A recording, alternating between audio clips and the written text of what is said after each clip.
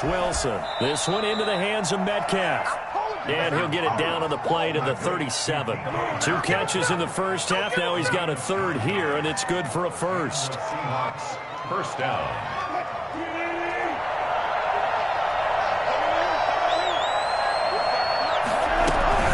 From the gun, a give to Penny. Fighting his way down to about the 35-yard line. And Ndamukong Suh makes the tackle. Certainly a nice job there by the defense rallying to the football and getting him on the ground. But I think the play gets made by the defensive front. Because if they can't get upfield, their job is to go ahead and get low, almost get into a ball sometimes, stack things up, and make it difficult for the runner to find a hole. From the 35 on second down, Wilson. Now they set up the screen. That's complete. A good job defensively to hold that to 4 yards, and now it's third down. So many things have to come together just right for a screen pass to break for big yardage. The blocking, the timing of the pass to the runner, everything has to fit together just right. But on that play, the defense was able to disrupt things and hold it to a short gain. Escaping the pressure right. He makes Wilson hit. It's loose. It's out. Fumble. We talk a lot about setting the tone to start the game. Well, you want to start the tone right in the third quarter as well, and nearly lost a football there in their first drive. And sometimes we overdo it when we talk about halftime adjustments and what teams are going to do. Most of the time, it's just a matter of executing the game plan you brought in. But I'll guarantee you, they didn't draw that play up on the whiteboard at halftime. They're fortunate to retain possession. They've given up a few first downs on this drive, but getting the incompletion there, that should give them something to build on and maybe turn the tide. Third quarter, wild card round. Thanks for being along for the playoff ride with us. Here's 2nd and 10. Here's a throw dropped off to his fullback, and he'll be brought down at the 21, just shy of the 20 in the red zone. They do get a yard there, but only a yard. Leaves them with 3rd and 9 looming. This defense tightening up a bit. That last catch just 1 yard, making it 3rd and 9.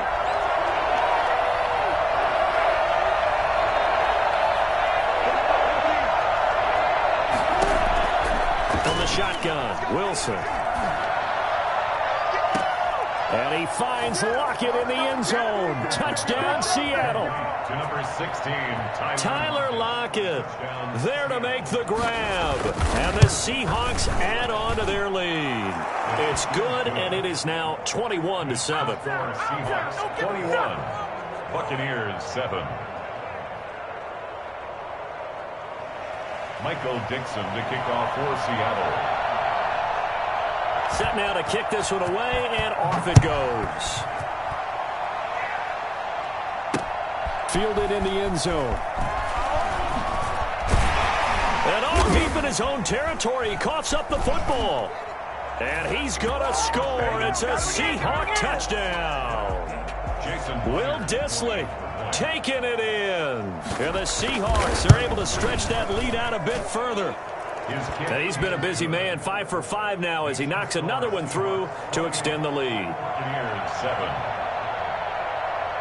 So here's the kickoff now as he'll get it again following that fumble return for a score. And no return on this one as the fair catch is signaled for and taken. The Bucs take over 1st and 10 at their own 25-yard line. The Tampa offense ready to get their drive started. They're down 3 touchdowns to this point, needing to put something together as they have it 1st and 10. Throwing here to start the drive as they connect left side. And he's brought down, getting this one up to about the 35. Give him 10 yards there, and about by the nose of the football, he's going to have a first down. Looking downfield for Joe, and that's caught inside the 30. And he finally goes down at the 23-yard line. It's a big play there for the Buccaneers. 42 yards. So the big play gets him all the way down to the outskirts of the red zone here for 1st and 10. And he's into the end zone. Touchdown, Buccaneers.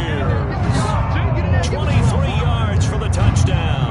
the Bucs are able to cut in now to that deficit. After allowing that last score, the defense knows they've got to tighten things up. Otherwise, they'll let them right back into the game. And he puts it through. Makes the score Seahawks 28. Buccaneers. Following the touchdown now, it's Bradley Pinion on to kick this one away.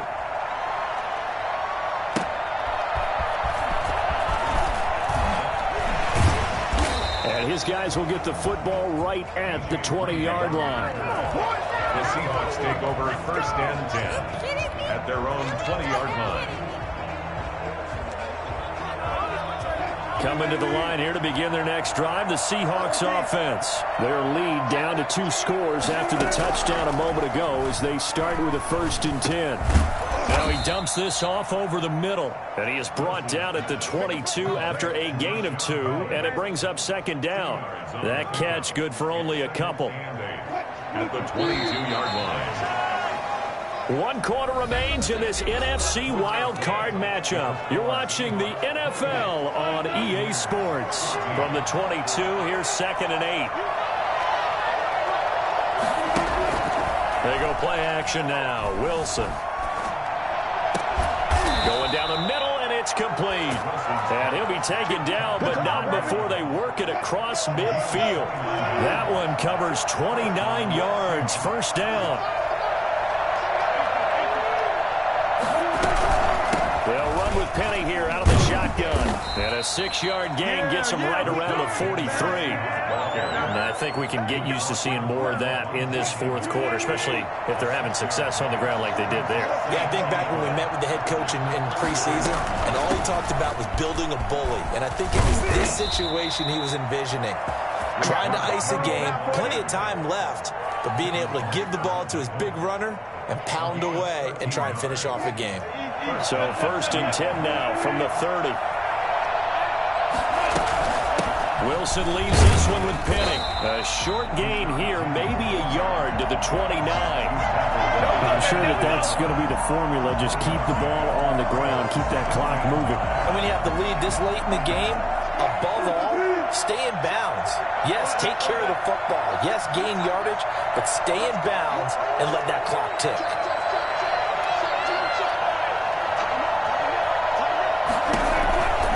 Here's Penny on the counter. And he'll be brought down at about the 25 after a pickup of 4.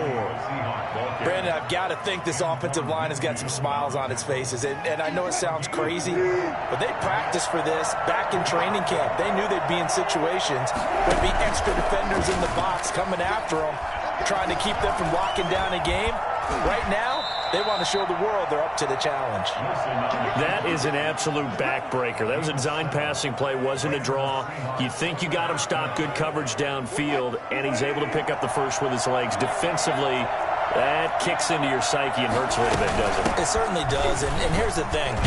Anytime you give up a 1st down, it hurts you psychologically, but it hurts more when they get it this way because you've covered everything. He didn't have any place to throw the football. He takes off running and picks it up anyway, and now you have to stay on the field for an extra set of downs. And really could have used that stop trailing here in the 4th. And he's dropped just before the line to gain. 4-yard pickup leaves him with 3rd and 1. It's a gain of 4, and it's 3rd down. They'll try and run some clock here as they keep it on the ground. Now the Bucs going to use the first of their timeouts. That'll leave them with 2 remaining. We'll be back after this. Brings up 4th down. Now here's Jason Myers. He gets set for the Seahawk field goal. A 27-yard Myers' kick is good. And that'll push the lead up to 17. So with that, you figure this game's pretty much out of reach at this point. Yeah, it's going to take a heck of a comeback to come from 3 scores down, but don't change that channel. Don't go away. Miracles can happen, and you want to be here in case it does. You're a company man. Aren't I, though? And he won't quite make it to the 25. Over 1st and 10 at their own 24-yard line. The Bucs offense set to begin their next possession. They are most likely staring at a cold end to their season here in this wild card round. Nothing has gone right so far, and they are, to be frank, in desperation mode now as they begin with a 1st and 10. Got to be wary of throwing an interception here because the defense knows they're going to get tested deep. That's why they're going to put a couple of extra guys back there to try and prevent that. Yeah, late in the 4th quarter here, trying to preserve the lead.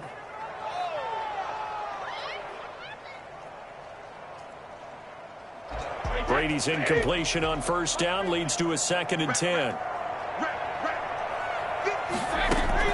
Throwing again. Brady. It's caught by Mike Evans. And they nearly get this all the way to midfield. Mark him down at the 49. First catch of this wild card game for a 1,000-yard receiver in the regular season. He's got a 1st down, too. Now a pass hauled in downfield. And he is down deep into Seattle territory. Big gains in succession. Last one was over 20. This one over 30. So from the 17 now, here's a 1st and 10. So it's Buccaneer football as we welcome you back. They've got a 1st and 10 as they search for a late score. On 1st down, Brady. Looking for Godwin, but it's intercepted. Picked by Pierre Desir. And now nothing but green ahead of him. The 30. 10. And he will take this one home. It's a touchdown. And that one will pretty much erase any hopes of a 4th quarter comeback. With emphasis, interception, return for touchdown. Door closed, locked, reinforced. And he's been a busy man, 5 for 5 now as he knocks another one through to extend the lead. Buccaneers 14. So they'll get another shot on offense following that pick 6. And now the kick is away. Fielded just outside the goal line. And good coverage there on special teams as they'll get him down shy of the 20. 1st and 10 at their own 19-yard line. The Tampa offense ready to get their drive started. Saying their fans here are stunned would be an understatement. Things in this wild card round have not gone according to plan. He's going to let it fly. And got his man complete. And they're going to have this across midfield and inside the 45. That one good for 37 yards. So the big play gets him across midfield now for 1st and 10. Now a desperation throw deep downfield. And that's going to be incomplete. Too tough to hold on to that one. It's 2nd down. Evans once again the intended receiver. That'll bring up 2nd down. To throw again. Brady. And he'll get that to Fournette, complete. And he'll go out of bounds after taking it a little further down inside the 40. 4 yards the gain, and it'll bring up a 3rd down. Brings up 3rd and 6. Again, they'll throw with Brady. He's going to let it fly. And incomplete, almost intercepted. Had a great shot of picking that off in the end zone. And now 4th down. We've seen that the deep ball's been a part of their game plan all afternoon, but they've had trouble hooking up on it, unable to successfully find the end zone over the top.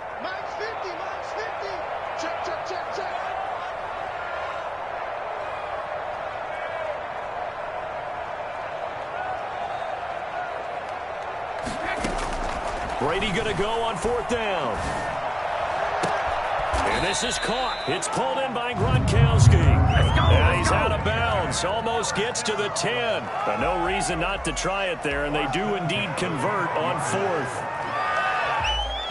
From down at the 12, it's 1st and 10. Now Brady again. Being chased out left. And Brady going to be intercepted a 3rd time. And I do believe this is going to line up a safety. It is. It's a safety. How about that for a wacky play? All right, Charles, help me out here. 4th quarter, you've got the lead, and you run backwards into the end zone. You're just trying to do too much. I almost don't have words for it. But, you know, every coach that we talk to talks about running backs or people running the football, running north-south, getting upfield. He went way in the opposite direction, and that's going to cost his team. That cost him big time. Still leading, but it costs him. And remember, following the safety, you give the football up as well, and they free kick it from the 20 now.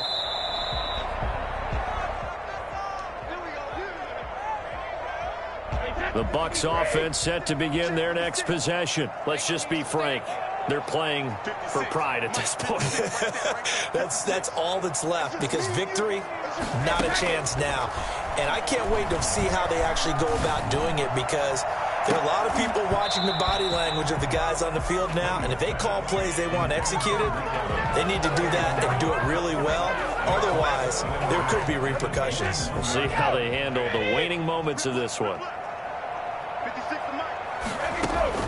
Looking back to the air on second down. It's Brady. And he's got his man in stride. Complete. Antonio Brown. Kiss him goodbye. And he is into the end zone for the touchdown. So they still need a miracle with the clock where it's at, but they get one piece to the puzzle done. Still have hope. For as big and strong as some of these guys are, especially when you see them in full pads, it is sometimes hard to appreciate how truly fast they can move. That was incredible. And that's the kind of play where you have to kind of catch your breath afterwards. So just give me a second here, because when he shifted into high gear, he was an absolute blur out there. No substitute for speed. We talk about that all the time.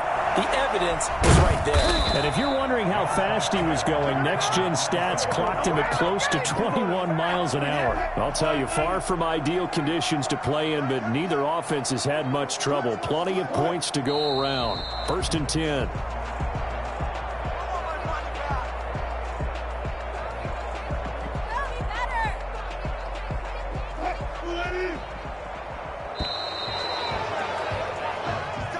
And losing in this wild card round, you know, they've got something to build on, though, for next year. But I don't know if they want to hear that right now. Maybe not at the moment, but once they get away from it a little bit and they get into their off-season program, they'll start to talk about that. And I like how you framed it. Building blocks, you know, building this program up. And one of my favorite coaches always talks about brick by brick, you build a program. And this is one of those bricks to build them towards the next season where they think they have a chance to advance farther in the playoffs. So that'll do it for us. For Charles Davis and all our crew, I'm Brandon Gaudin. You've been watching the NFL on EA Sports. With that, we say so long from Tampa.